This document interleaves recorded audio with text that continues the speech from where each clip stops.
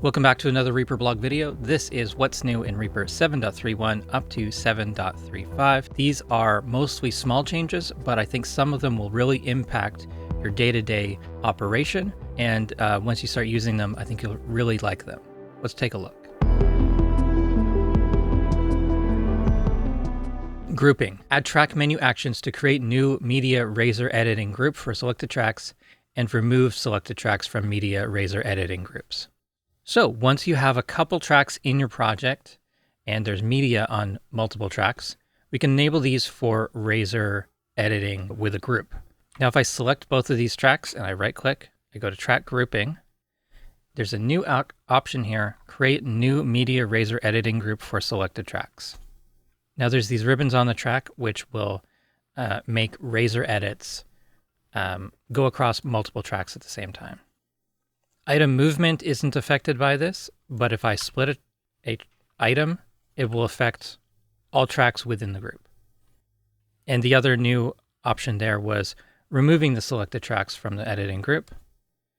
And now those ribbons on the track are gone and editing is not based on the group anymore.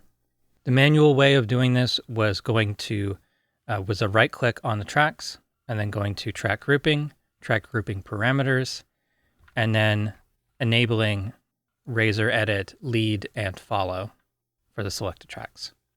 Project. Support project setting for BPM Basis, quarter, dotted quarter, etc. Time signature. Automatically change BPM Basis when switching between normal and compound time signature via transport edit boxes. Automatically switch beat basis to dotted quarter when entering a compound time signature in the time signature edit dialog. Add actions to switch time base, time beats.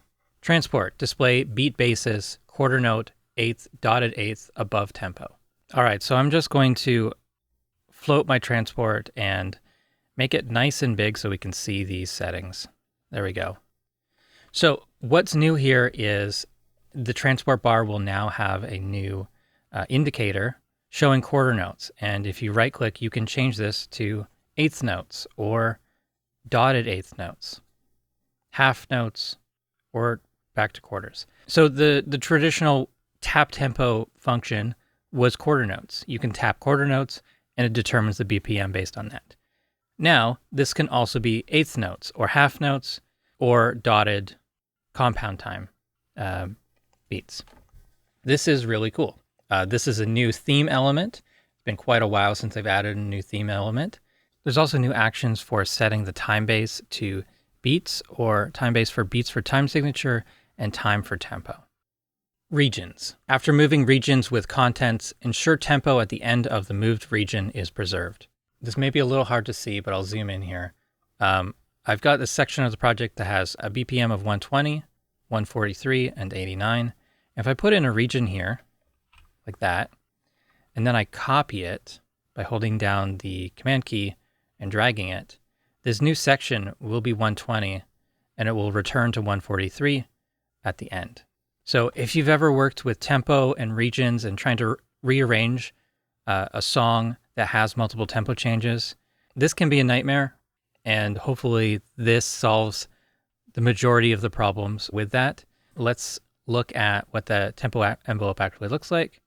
And yeah, this looks like it's behaving correctly. So I can make a region. Let's make a region that starts at 143 and contains something that's at 89. So if I move this over, let's make a duplicate. Yeah, and it seems to be copying everything correctly. So that is great. If I move this into an area that already has things, is this going to completely break? You know what? I don't think that did break. That looks correct. Yeah, really good news for working with regions and tempo. Color theme, add folder start image. Support theme images for transport tempo basis. So this is a real simple one, just that they've added a new image for the folder start. This isn't a new function, but the default theme didn't use that folder start function. And just a side-by-side of the Reaper 7 theme, and this is zoomed in a little bit for you. But this is the current version 7.35 has this, and all the older versions have a squared off 90-degree angle on the folder start. So this is a very subtle change, but something that I've always liked in previous themes. And when I customize a Reaper theme, it's usually something that I add. And yeah, I like that. File names. Add preference for suffix format to use when auto-incrementing file names. So we're going to come into Reaper's preferences, and we're going to search for suffix. And right here, auto-increment file name format. This prevents issues of well, they call them file name collisions, but essentially, if a file already exists with that exact name, what suffix will be added to avoid that conflict?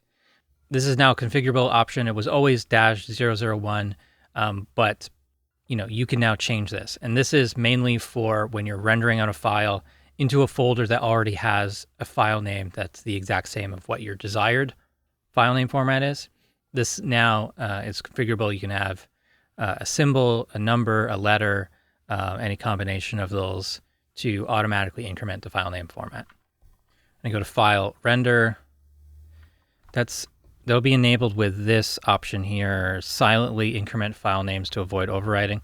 If this is off, it'll just ask you to overwrite or cancel. But the silently increment file names will use, it's going to use this number either way, but silently will just avoid the pop-up warning. Effects. Add option in Preferences Audio to auto-bypass plugins whose PDC exceeds a threshold when record-armed. Do not auto-bypass if track is set to record output mode, and do not use PDC auto-bypass for record input effects. Now, I think this is a great addition. There was a script from user AK5K that basically did this. It was called REA LLM, or Reaper Low Latency Monitoring. It would automatically bypass effects on the selected track, any folder that it's a folder parent that it was in, and as well as the master track to eliminate any latency from plugins. It didn't have a threshold control. You would need to remember to turn that script on before needing it. Now this is built into Reaper. So I just want to give a mention to the hard work of the community that predates this being officially added to Reaper. On this track, I'm going to put in a limiter, and I'll use one that has a fair amount of PDC, like Ozone 9 Maximizer. And now as far as PDC goes, this has 832 samples. I could set this to a different mode. Yeah, now it's got 5,300 samples of latency, which is a ton. If I record arm this track now, it automatically bypasses. This is super convenient. Obviously, the sound will change, but being able to record with zero latency or as low latency as possible generally outweighs the benefit of the effect. Yeah, this is great. You don't need to do the manual effort of bypassing the effects so that you can record low latency. We can configure this in Preferences/Audio. Now, this option here, auto bypass effects on record arm affected tracks whose PDC exceeds, and then the default is 2 milliseconds, but you can set this to 5, 10, 0.1, whatever you like. And that's about it. Yeah, mainly it does this. Now let's move this to the other track, and if I record arm this, the folder track parent effect turns off as well. And the same will happen with the master track. If you're trying to use the record output mode, record output stereo, let's say, and we record arm it, that effect is usually what you're trying to capture, and auto bypassing it would not be helpful. So that does not impact that, as well as the input monitoring, the input effects chain. So if I put this on the input effects, that will be active as well. Automation. Add actions to save, restore, and reset controller latches. This set of actions is meant for working in latch preview mode. This can allow you to sort of A/B compare different settings to sort of bypass your automation without changing things. All right, so I'm going to set this track to latch preview mode. If I touch a track parameter, such as the volume, the track envelope appears. If I use the shortcut to show the panning envelope, it comes up, but it is not latched. You can see that it's armed, this button here, right? It's lit up. This is gold. This is ready to record automation, but it is not currently writing automation. This one that is red, the volume, it is actively writing. If I bypass this and bring it back, it's still going to be actively writing. Basically, the only way to unlatch this is to either write the automation, commit that move to the track envelope, or set the track back to read mode. I don't want to do that. So now there's actions to clear the track envelope latches. Any of the ones that are red will go back to the gold color, and it's not going to write the automation to the track. What's also cool here is let's also touch the width control. So we got volume and width, and panning is not latched. So 2 envelopes latched, 1 not. Let's save and clear track envelope latches. I'm gonna hit run. And now it's kind of saved my selection of envelopes that were latched are now unlatched, reset to their previous value, not writing any automation, but at a later date, I can restore those track envelopes just like that. And then I can continue writing to them. Now there's also 2 that are toggles. Save and clear all track envelope latches, if any, otherwise restore saved latches, and save and clear track envelopes latches, if any, otherwise restore saved latches. So one of those affects all tracks, and then this one here, the bottom one, is just for the selected track. I'm pretty sure about that. So save and clear all track envelope latches. Yeah, that's affecting all tracks. And then this one, restore. Let's run that a second time. That brings that back. They're selected again. And this first one is only doing the selected track. So both pretty useful, both similar functions. But yeah, if there's a bunch of parameters that you will write together multiple times in a project, this is a very helpful action to use. But if you've never used Latch Preview before and you still don't want to use Latch Preview, probably won't make much of a difference. Ripple editing. Add option, right-click Ripple toolbar button for Ripple All to affect envelopes on all tracks when envelope points move with media items, regardless of which tracks have media items. Support Ripple editing when editing media item edges. Default toolbar button toggles Ripple on-off rather than cycling through Ripple modes. Right-click toolbar button to change Ripple mode or replace the toolbar action to restore the old behavior. Really cool new functions for Ripple editing. As I mentioned there in the change log, they've changed the default button, but if you've customized your Reaper main toolbar already, then this won't affect you. It will still be the old way. A new install or an uncustomized Reaper 7.35, 2 clicks, just toggle on off rather than the triple click function. And if you want to change the mode per track or Ripple all tracks, set it by right clicking on it. So my toolbar has been customized, so I have the older way of working. Let's just quickly look at the toolbar menu editor. Now, enable Ripple editing is what the old action was called, and the new action is called toggle Ripple editing. Very similar. Toggle is a simple on-off. The enable action is the traditional 3-click cycling through the different modes. Either way, you're going to have this right-click menu with additional options. Ripple edit all affects envelopes on all tracks. So let's put in a volume envelope and let's just, draw in something there. We'll enable Ripple all. By the way, the project colors are changing based on a script that I use. And this is from Xrame called Change Transport Theme Element Background Color According to Ripple State. This can be found in Repack. I highly recommend it, just as that additional visual warning that Ripple editing is enabled. I love that. Highly recommend it. I'm using it every day. With this option, affects all envelopes on all tracks, disabled, this envelope is moving because there is that item. Let me just remove this item or move that later. And now, this is the difference here. So if there's no items ahead of that automation, it's going to stay where it is. Otherwise, let's turn this on. Ripple edit all effects envelopes on all tracks. Now that envelope moves along with any items that are ahead of it. All right, so that was added in 7.31. And in 7.35, we now have this option for ripple edit when editing media item edges. So check this out. This is pretty cool. Ripple editing when trimming.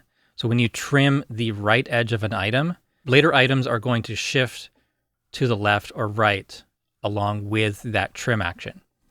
So we can put items together, trim to the right, and we can kind of adjust the timing that way. If we trim to the left, it's not actually going to ripple, so we can actually overlap the items. And if they are overlapping, then we can adjust the crossfade. So let's switch over to a dialogue example. I'm going to turn off my grid. So let's say I want to kind of fill this gap here. In this case, I could make a cut before the next word and then ripple edit to trim that back, and then drag the left edge of the item on the right side to crossfade. A very common sort of edit to do. But yeah, it is very cool to be able to drag to reveal what's underneath again. And everything later shifts along with it. This has been a very helpful addition to ripple editing. I don't know for sure. A lot of people have been asking about ripple editing on the left edge of an item. I think it will be kind of weird to drag to the left, but the contents of the item shifts to the right. I think that would be a very strange thing to do, but we'll see. Like maybe they'll test that, and based on the feedback in the community, they'll add it. But I don't really know. This is ripple editing, and it can affect the current track as well as multiple tracks. So if I'll just cut something, put it down here, and if I ripple edit this, if I trim edit this, if we're in the right ripple edit mode, they will both be affected by that. To do something like that before, you would have to move it over, then drag this out.